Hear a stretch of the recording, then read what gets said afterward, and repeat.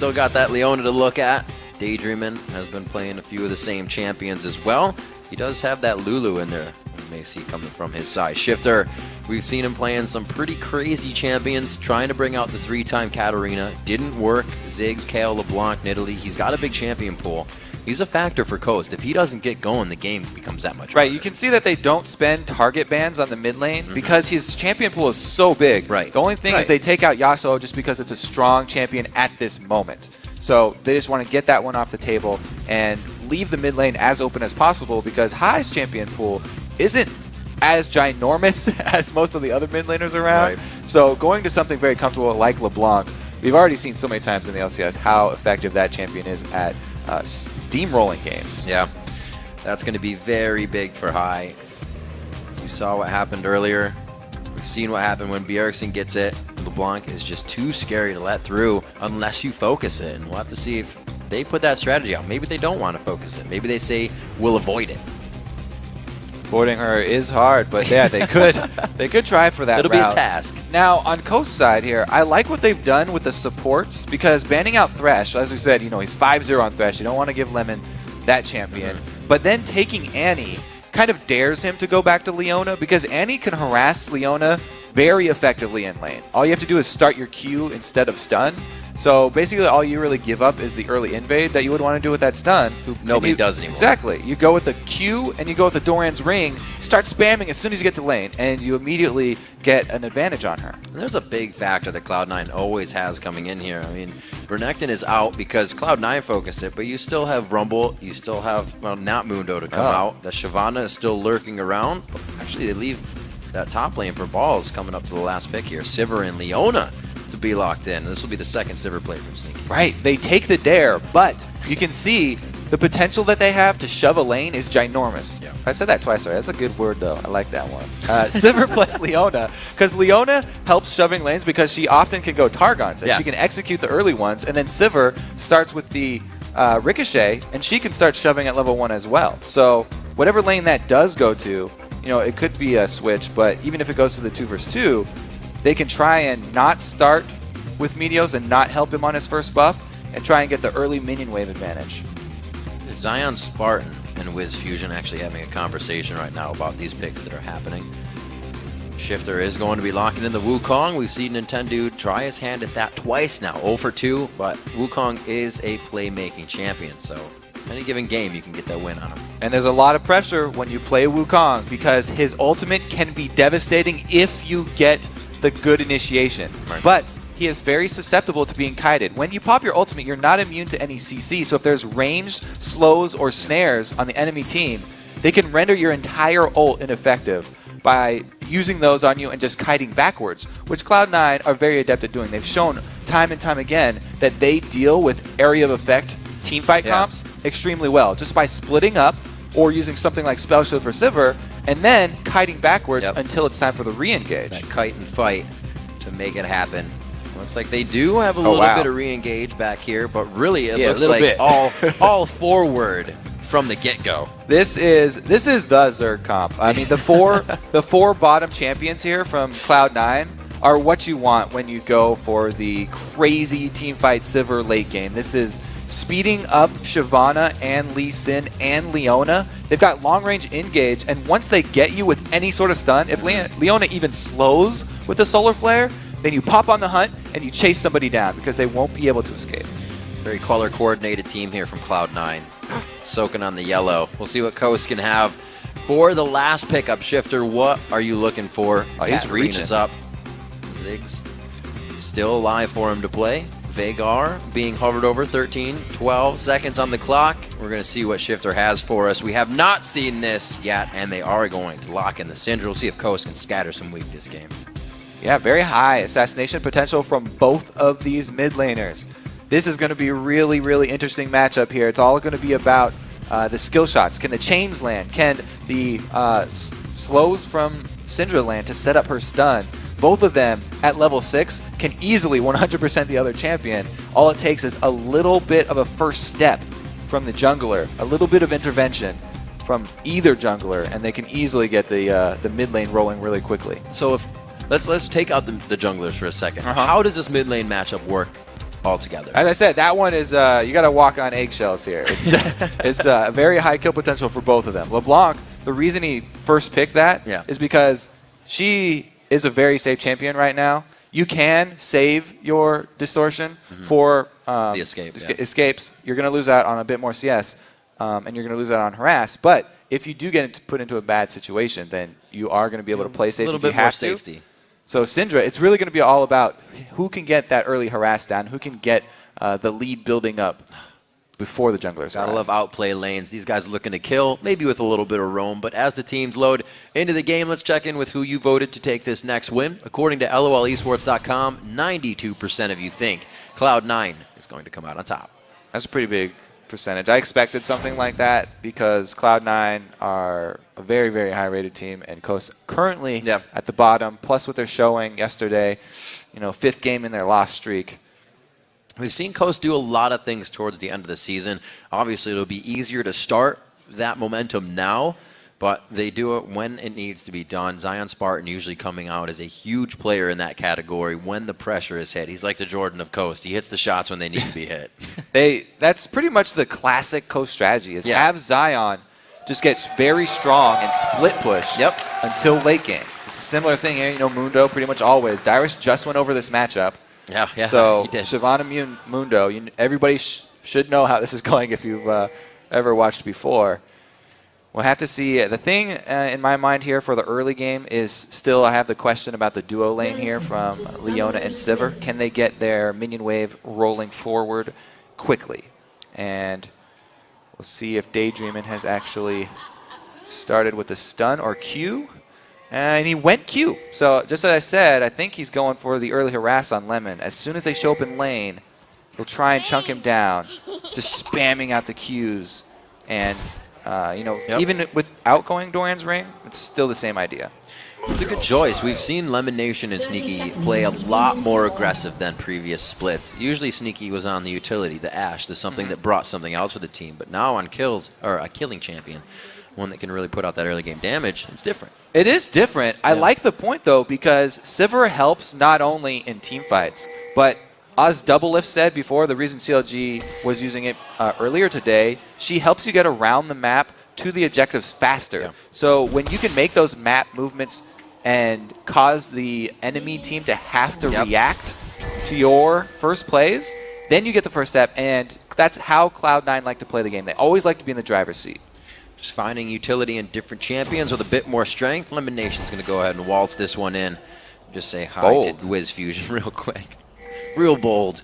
Let's see. High returning back to lane. He'll walk over a ward that was previously placed by Coast as all the early wards just getting laid out right now from the trinkets. And both junglers starting with the opposite buffs from the duo lane so that they can allow their AD and support to try and fight over those first waves and fight over the experience to get the early level 2. Brush control. Lemon Nation looks to grab it, but the ward goes down quite quick from Daydreamin', and you're right, Kobe. It may not be the W, but they are getting the quick push on the lane here. Yeah, they definitely jumped for it. Really, the tell is the second wave when the first melee goes down. Very early aggression coming in from High. Shifter down to half HP, already coming in on the second wave. High looking to make this one aggressive, and he still has Ignite up.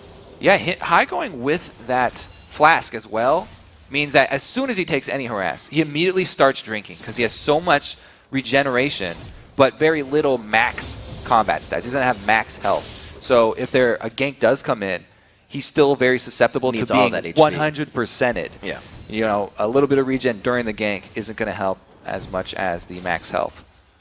So Lemon Nation doing what we thought they would, just getting this wave pushed up a little bit and patiently waiting for it to come back. 12-9 in that lane as nobody's really taken too much aggression. Daydreamin's been holding on to pretty much all of his mana so far, not harassing.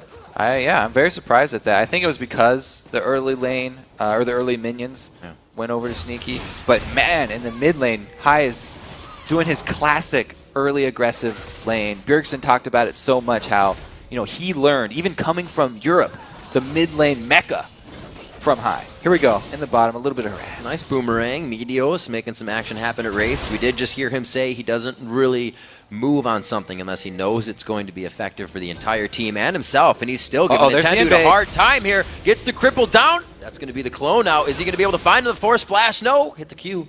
Aw. So it's good to not take it because he got communication from high. Shifter was even half a screen away. Just because he had half a screen lead, that few seconds means everything in the early jungle fights. And even though Meteos would have the advantage 1 versus 1, in Nintendo, he doesn't want to go for it. Oh, he does get the backline to Wiz Fusion. Quick Leona passive popped out by the Boomerang. Doesn't add too much effective damage just yet, but they are winning this lane in trade so far. Yeah, and Lemon just now chugging one of his potions. He's still got an extra potion, so he's a potion up on Daydreamin' after these trades. They're both trying to drink back to full health, but a really early good job here for the Silver Leona lane.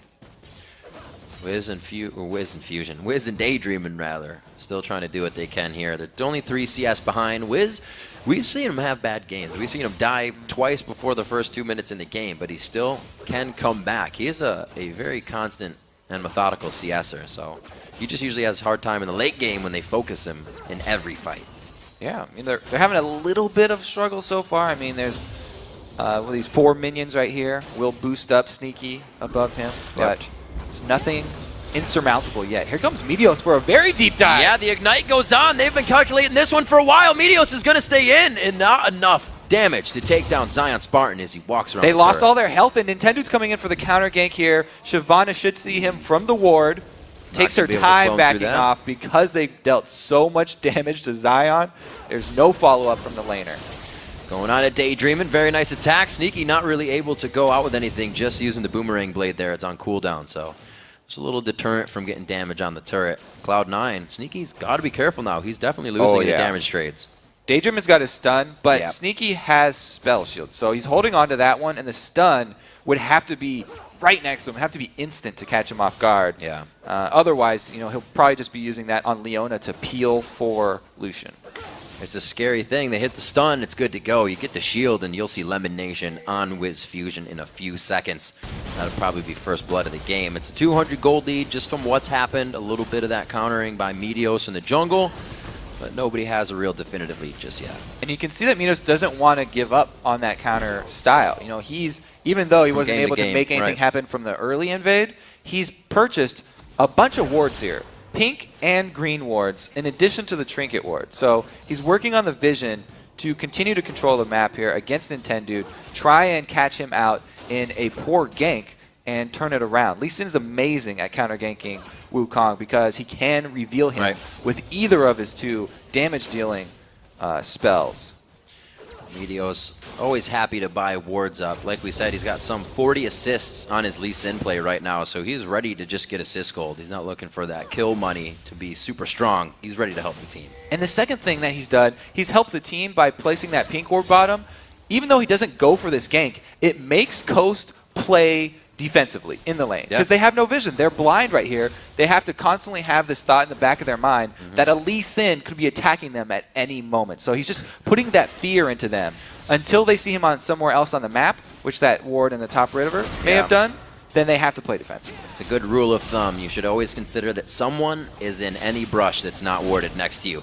He's going to be going for the red here. Balls is going to come down to help, give a little bit of safety. And here, Kobe, you can even see, like you were talking about before, the countering in the jungle isn't just the jungler. Mid and top are moving to help. Yeah, I have pretty much talked about that all day yesterday, but it's still true. It's still a really big point. I'm glad that a lot of these teams are backing up their junglers because they definitely need it. Feels good, doesn't it? It does. Feel good for junglers around the world.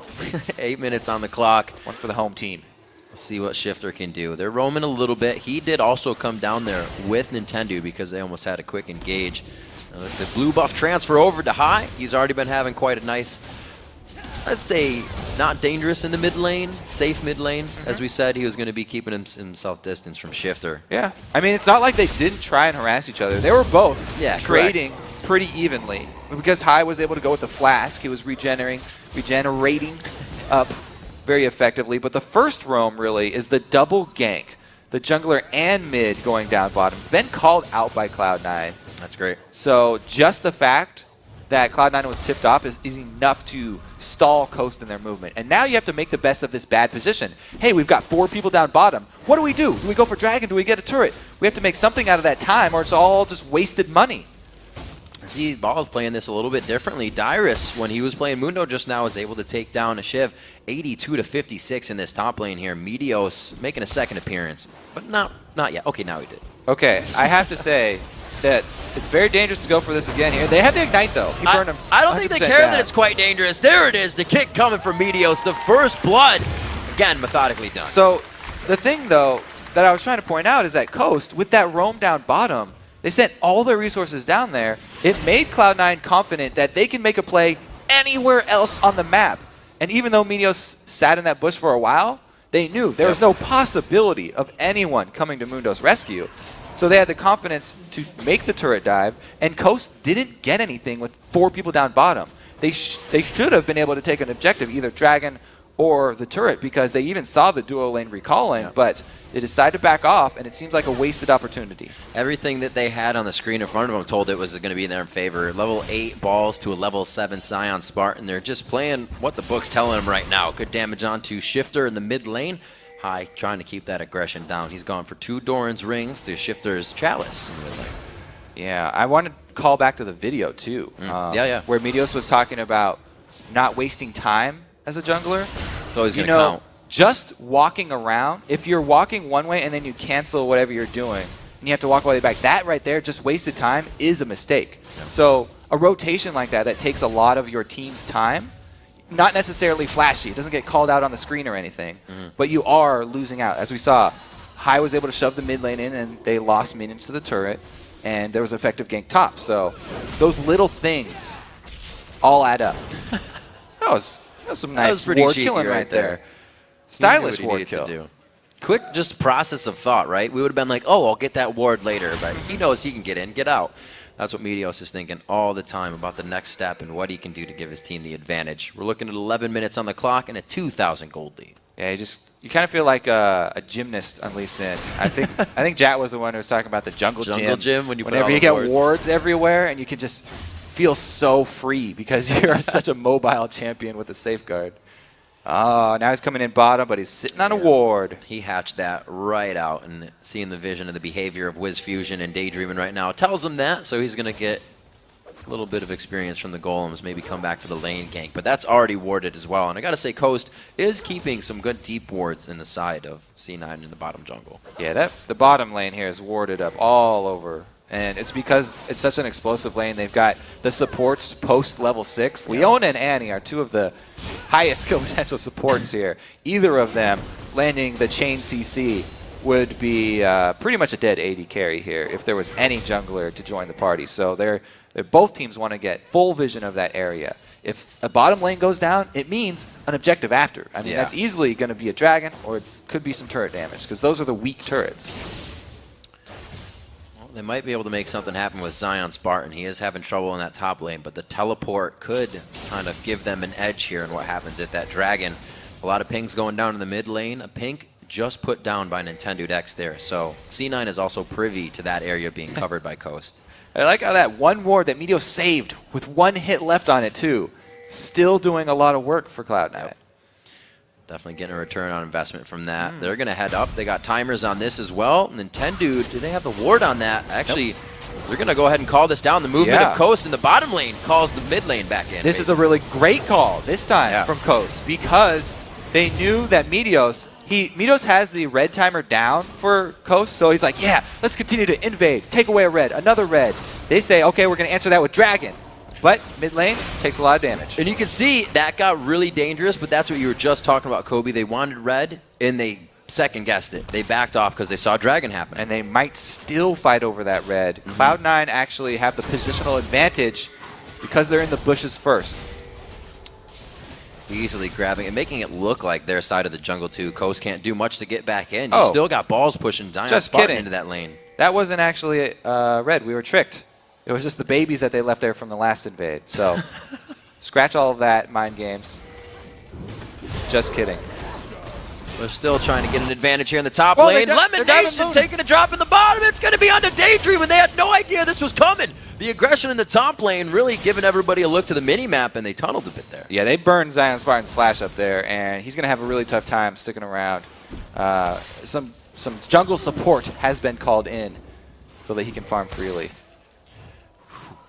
You Daydreaming just jumped in his chair there. Did not expect that coming from the side of Lemon Nation. I don't think anybody did. 14 minutes on the clock. We're seeing now that Cloud9 is trying to put a little bit more gold in their pocket with these initiations. All right, I want to go back to that lizard thing one more time. Let's go back. It was the right time for it to spawn again. You know, every 5 minutes red buff comes up, so I was like, yeah, 12 minutes. They timed it well. Meteos, I think he assumed that they had cleared out those baby lizards, and that's how I'm going to save that one. But now, top turret being down. Double mind games will leave it down, so when they go for it, they're tricked. Yeah. So Nintendo's next level already. But now that the top turret and the mid turret are down, pretty much that whole side is C9 territory now. So they are free to ward it up. And with Dragon not on the table, there's not a lot to answer down bottom. So a lot of more plays could be made from this upper side of the map for Cloud9. You see High's build, not the fiendish Codex at first. He's trying to match that power that Shifter can put out with a needlessly large rod right away. Just Wukong showing in lane right there. Probably saved a little bit more damage for Syndra. Good hold on Daydreaming for the stun there. He's just hanging out. Oh, Scout of the Week! The ultimate comes out. The Ignite is there. Not going to be enough. You can tell how touchy this matchup. It's very touch and go. Okay, down bottom. Support fight. Touch and go indeed. Support fight. Let's go. They've got little mittens on here. I was ready for that smacking each other with a wooden sword and a little teddy bear. Doesn't hurt that much. With Meteos now in the bottom lane, that vision is going to give Nintendude and Shifter a little bit of freedom here in the mid. They split the map wide open, but they're losing the third turret of the game for themselves. The outer three have been taken down. Cloud9 looking to move up a little bit more. So the next thought for Cloud9 probably going to be continued vision, at least in this jungle. But if they try and bite off another objective here, the blue buff, without their mid laner, they would definitely lose, and we'd have a repeat situation like we saw in that TSM game, where they actually had the numbers advantage. And oh, just kidding, you don't have to fully invade. Womp womp. Meteos beats out Nintendude in the Smite Wars. Looks like Nintendude smoked first as well. Smoted. Ignited. Now, like that. I'm going to leave it as a Ignite. 16 minutes on the clock. We have a 2.4 thousand gold lead coming in for Cloud9. They look to be 2 turrets ahead right now. Sneaky's he's saying I'm a little too far up, even though we have an entire security system around me right now of wards. Plus, he does have the flash up, so he's got his escape, but doesn't want to burn that just for a little bit of tower damage. Got a lot of minions to farm in that bottom lane. He needs to get down there with Meteos. I like how Coast are getting vision back in their own jungle, though. They know they've lost all the turrets up in this top side, so they're putting some down. What a move by High. Pretty sure he got the Wraith right there, too. Yeah. You saw the animation go over. He was just waiting patiently in the wing there. Not really to kill Shifter. He's just trying to give him a hard time, and he's been doing that in lane. They're actually quite close and even in this lane, 128 to 131. So kudos to the play of both of these guys. Yeah, really the difference is coming from the build path. Shifter, feeling the heat early, has gone with Magic Resist with that early Athenes, whereas High is just going straight up damage. He wants to rush the DFG, as usual from Syndra, or from LeBlanc. And he wants to be able to blow people up. Now, I love that build specifically against Wukong, as I said, because ranged harass really, really hurts out Wukong. If you can silence him and lock him down before he's able to get off the initiation, then that is a giant win for your team in the upcoming team fight. See if they can keep protection onto, I don't even know if they need to try and keep protection on Sneaky. He can really get himself out of anything. On the Hunt's going to be on, Spell Shield. These guys are fit for these fights that Coast is going to bring to the table. Yeah, the bottom lane is feeling very confident, so they're leaving them to their own devices, and they're going to the side of the map that we said they had a lot of control over. They're trying to make a play in this map that they've opened up top. Simon right by Zion Spartan. That was a nice duck by him, but I don't think he's going to live throughout this one. Meteos is going to come in and get that execute on the Sonic Wave. So there's the play. They're able to capitalize pretty much how they laid it out, but the answer from Shifter is canceled. Never mind. They reinitiate the call. A little bit of debate going on. Lemon Nation playing defensively, and they back off. So Cloud9 really giving and taking at the appropriate times. See, I feel like when Coast does this, they're a little bit lax in their engage. They do take it. Well, they took a lot of damage there. One more member from Cloud9, and that's a full engage. They didn't waste their time this visit bottom, though. They were actually able to get the objective this time around and secure some gold for the team.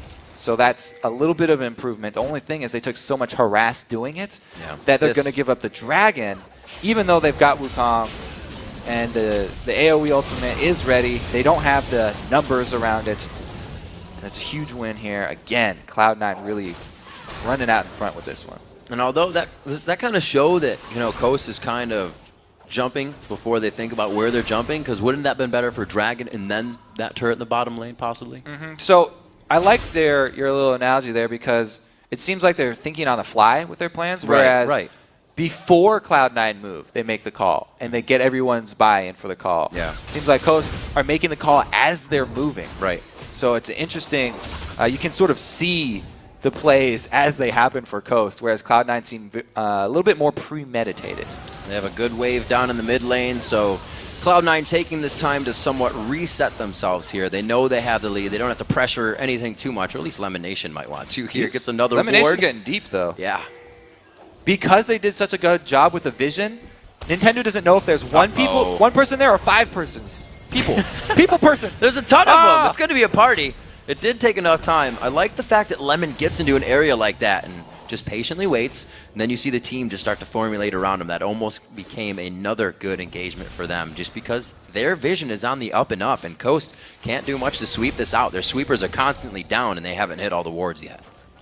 All right, Coast are grouping up. They want their team fight now. They want to try. Ooh, Wukong took a lot of harass there. Yeah, no armor there yet. You can actually burst him down pretty easily when he does come in for his ulti. If they all focus him, you know, plus he's only level 10, so it's just the level 1 ulti right now. Very dangerous for Coast.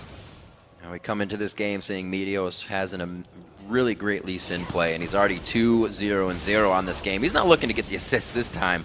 He's looking to say, get on my back, I got a big enough backpack, and let's go. 21 minutes into this, Cloud9 complete control over Coast's blue. And really, Coast is losing having a jungle right now. Yeah, not only the top side of the map, but now bottom side is secured because they've put even more wards down and taking out that turret, really helping them suffocate this Coast team. They've already got them second-guessing themselves. Now it's just a matter of trying to pick off a member of Coast. Whereas Coast, they really want to make their move. Once they have Wukong and Annie hit level 11, that right there is the combo they want. Like, Coast are built all around that. The double AoE wombo. They're hoping it can hit.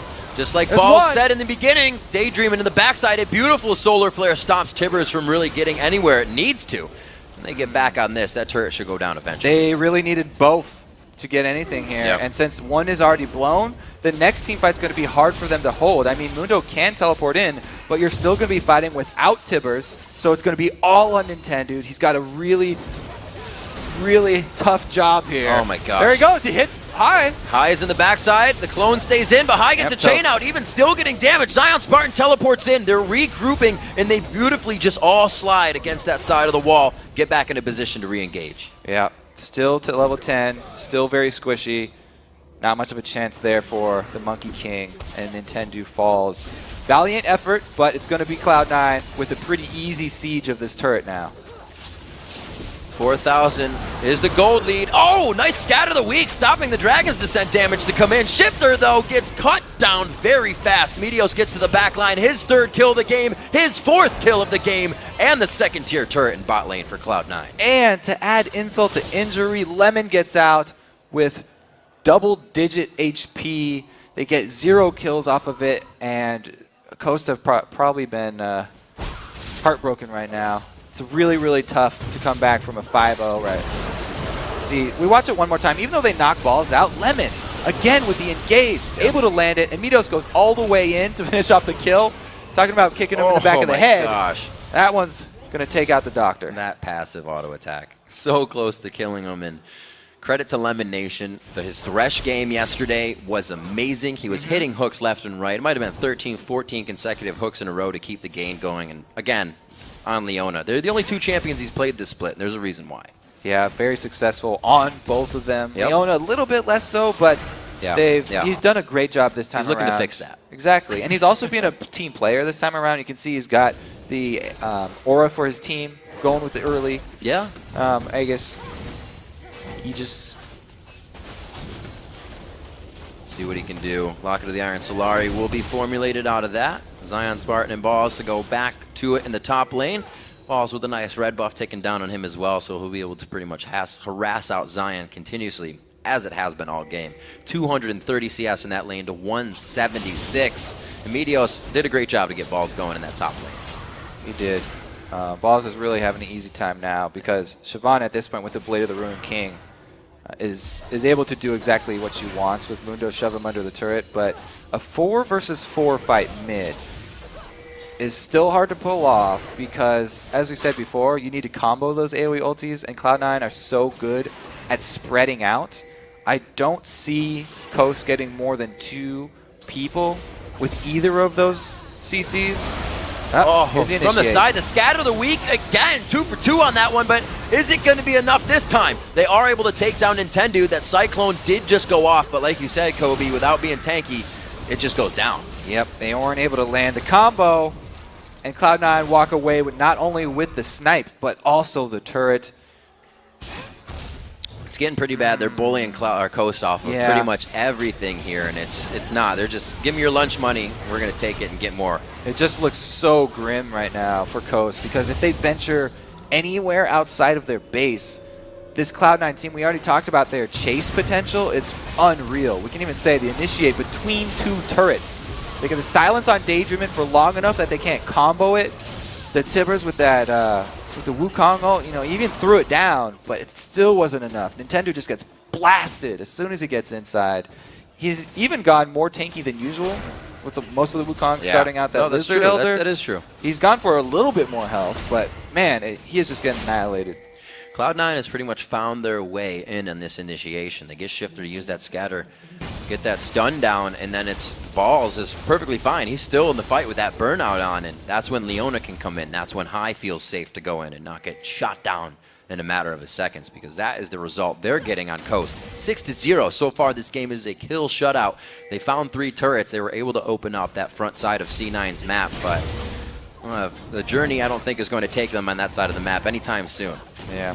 I mean, they're currently on the blue side and taking away yet another blue. Yep. Meteos still hasn't died as well on Lee Sin, so this could be 4 games in a row if they're able to finish it out cleanly, where he does not drop a death. Unkillable, right? That was the nickname he was given towards the end of the split last season. Well, Balls runs into 3 people here, and they're so scared because they don't have vision. Oh my gosh. They all run for the hills. 4v1. Wiz is there as well, and they are going to have to back out.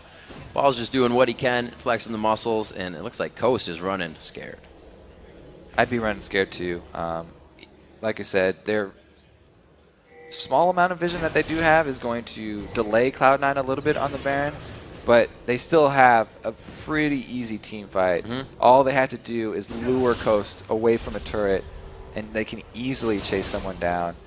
And on the hunt, even before the fight starts, could enable Leona to get in range just to throw off the solar flare and tag somebody. Right, they have so many options to just get into the fight, back in. We thought they'd be kiting a little bit of this, but they are so really close to the bush. Ooh. That was close. Felt that one. Pretty much. Winced a little for them. them. Pretty much the rest of the game is going to be like that for Coast. They're all feeling very tense.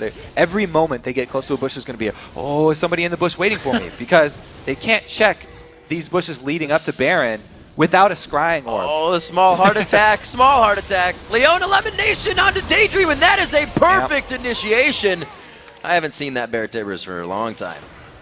No, and she's probably sad about that too. Yeah. Missing her plushie. High and Lemon doing a pretty good job. 2-man squad here. Lemon goes in alone though. It's the gap closers again the week, but they can't do it this time to Balls, and he's right into the fight. A beautiful 4-person Randuins. They're all forced to scatter here, and everybody's health bar is getting shut down on the side of Coast. Cloud9 focusing down to Zion Spartan. They're going to have 3 onto that beast. It's going to take a while here. Just get your popcorn, start eating a little bit. He might even get away. It's going to be the extended version. Oh, High with the flash follow! Oh! Short-chained. Very good fight trying to come in there. 2 did go down for Coast. All right, that means a Baron still, though. I mean, they did come out ahead. It would be pretty dangerous for Coast to go contest, but Wiz Fusion might be able to do it here. Ooh. There's the Eyes Sheen. going There's the Sheen. down. Is he in range for the Q? I don't think so. Whoa, Daydreaming. Throws down Tibbers in the breast. There comes the Baron. Where's Nintendude? He is all the way in the base. There will be no smite here. A great kill coming in from Zion, though. Kobe, this could be bad. Double kill. That's going to be sneaky on the bottom side that we didn't see coming in. They may be able to turn here. Cloud High is so close. He gets the chain, the triple for Sneaky. A very scattered fight they were able to pull back together. Just barely able to cash in and get that Mundo kill, but they had to abandon the Baron at around 2,000 HP. As a jungler, Meteos really wanted to finish that one off, but Mundo teleporting in is the big part of this fight. You can see him come right in, daydreaming, he's talking with the rest of the team, stuns him up so that everybody's left in the pit with Zion, and Mundo's just running a rampage, trying to choose which person to go after. Sneaky makes quick work of the Lucian by himself, and then comes to save his two teammates, adding the damage to be able to burn through this tanky Mundo. Now they did stop the Baron. Yes, they did. We didn't get a picture-in-picture of them going to do it again. But right now, it's like they already have Baron compared to where Coast is at. So this is going to be already a tough matchup. We see that Sneaky's actually going for the, not the Static Shiv build, rather, on Sivir, but the Phantom Dancer. A lot of ADs have been switching to that. The Phantom Dancer definitely going to help them out. Add even more mobility to him so that he can get from one side to the other of the fight. And I think the focus here for the items is going to be on vision for Cloud9. They definitely want to upgrade their sweepers, as many of them as possible, so they can get the Oracle sweep, which basically gives you double the value of your sweeper because you can cover at least twice the area, being able to walk around once you have that Oracle's Elixir vision for a few seconds.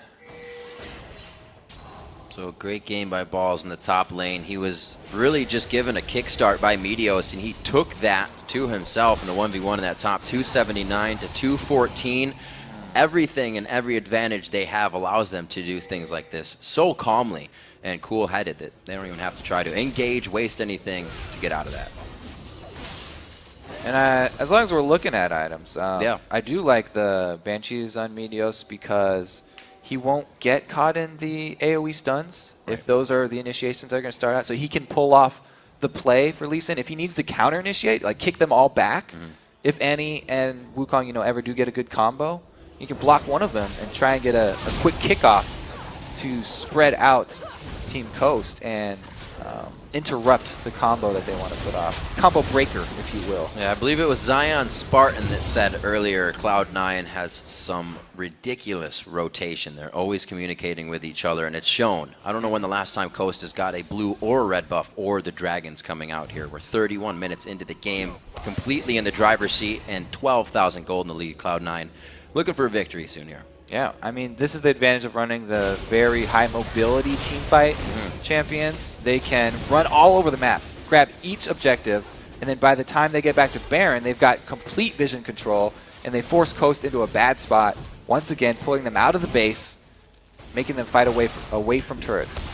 Slowly working on Baron. They're saying, come on into the pit. The water's warm. It's completely safe. We want to party. Lemon Nation says, actually, we'll bring it to you. They bring on the hunt. Talisman of Ascension possibly on. I don't think Lemon actually has it. Nintendude, very nice Cyclone, but who's it going to kill on this one? He's only dealing damage to multiple people. There's nobody to finish these kills off. In the end, for the Squishies, a good kill by Wiz Fusion to get himself the Retribution kill. The double kill for Balls, and Kobe, it's just a massacre again. They used both the Tibbers and the Cyclone only on Sneaky. Both of those AoEs just trying to take out the AD carry. Meanwhile, the rest of the Cloud9 just run rampant through the back line of Coast, and they decimate them, easily turning into the base now. Pretty decisive win here for Cloud9. Meteos going in for first lead death. He was gladly doing that for his team, and they're going to go ahead and go around the horn here, possibly getting the top tier turret as well. And this base is being opened like a Christmas present right now, and Cloud9 is loving what's inside. That's a good point, though. Meteos did scuff up his Lee Sin record. He did. Coast are able to scratch him, at least. 58,000. That's 16,000 gold lead coming in. 8-3 in turrets. 11 are on your side of Summoner's Rift, so that leaves the bottom and the Nexus turret. Right, here's the fight. Yeah, let's watch the dive, because early on the hunt enables the rest of Cloud9. They all dive except for Lemon. as we said, Wukong's still susceptible to CC during a Cyclone. Lemon able to keep him off Stinky just long enough, even though the Tibbers and Cyclone are used on him. They keep him alive for long enough, and they're able to just decimate the back line of Coast. Getting some great support fights this game. They're going toe-to-toe quite a bit here. We are about 34 minutes into this matchup. Cloud9 methodically and surgically removing Coast from every fight, every objective control that they try to put back in their favor. And it looks like Cloud9 is really back on track to what they were doing in the spring split. Or I could say the summer split. And they're still playing the Baron dance here with 2 inhibitors down. If Coast leave the base, then they lose out on much more than just minions. This is big. That's like Baron on Baron on Baron right now for Cloud9. So far ahead, 16,000. And it looks like they're going to pressure down onto this bottom turret. There's nothing to push in the mid or in the top. Let's see what they can do in this bottom lane. The wards are still trying to be put down by Coast, but they're only fighting in their base right now. It's just to let them know that Cloud9 is coming. Yeah, it's going to be a tower dive coming. Straight to your face. Balls is going to start this one off. He's got plenty of armor to tank up this turret. They don't have to dive. They can easily just wait outside the turret and let super minions push in. But I don't even feel like Cloud9 have to wait for that at this point in the game. If they get a good solar flare, they'll probably just jump on it. And all they have to do is keep in mind that they're spreading out. As long as they spread out and avoid multiple people getting locked down, should be a pretty easy execution. They didn't even knock, and they're in the front door. Nintendo is not going to be able to Cyclone this time. No, he does get out on the clone, but again, taken down instantly. Not enough tank to be built in that game. Cloud9 has not given Coast the time to respond to pretty much anything here. From the fountain back into the fight, that's where they're finding safety. Balls lives just in the end. Oh, no! He suicides himself into the turret. Shifter gets the kill there, but I think it's too little too late. The Nexus looks to be going down, and they're going to be going for it with the kills. Shifter lives, though. Could go back to the fountain and heal up. So many minions on the Nexus, though. Meteos, there we go. Everybody's able to get the last few shots in. There's the man on your screen. He does get a death this game, but he still carries his team to victory. Man, that was a very, very good showing from Cloud9. They pretty much got everything that they wanted from the early game. Even though the early invade from Meteos wasn't successful, the first one, I know he had to back off. They didn't let up. They didn't let up on the plan, and they went back to that red side jungle over and over again. They dove top lane twice. It was in twos. It was in twos this game. If it doesn't work the first, we'll give it a 2. If not, we'll move to something else. Try again. Yeah, they stayed away from the Annie. They were not like, we're diving the Tibber is not what we want to do. Even with Lee Sin being able to get in and out, they know exactly what they needed to focus. Meteos was in the top lane when he knew he could get a kill. And it really snowballed balls so much in that lane. We saw almost coming up to 298, almost hit 300 CS, but it was 241 in that other lane for Zion Spartan. So we've seen, Yadira said, you know, I outscaled Shyvana on Mundo that game, but it's really comes down to the player behind the champion. Right, Cloud9 play to their advantages. There's the graph of the Shyvana and Mundo. Like, Shyvana starts up here, Mundo starts down here, and they slowly go like this. If Cloud9 fights all in this side of the time zone here, then Mundo never gets to that point. They get him behind on gold early, and we see exactly what happened there where Balls is able to continuously draw so much attention up to the top lane. And he's got backup. Even if you go there, Meteos is constantly in that jungle invading, and High is very quick to answer the rotations as well. Coast has been trying things themselves. Nothing is coming around, though. What do you look at this point in time when that's the case? I think that they do need to have a better laid out early game plan, you know, before they step into the game. Some of the rotations, like we talked about, it seemed like they were kind of making audible calls in the game. On the fly. Yeah. Right when it's happening. Maybe if they set up a couple more preset plays, like say, hey, we're going to go with blue 2, everybody dragon now, or something. Eagle Eye 41, go! And that's the bottom turret. Unfortunately, not the dragon. We got to take a quick break right now. When we come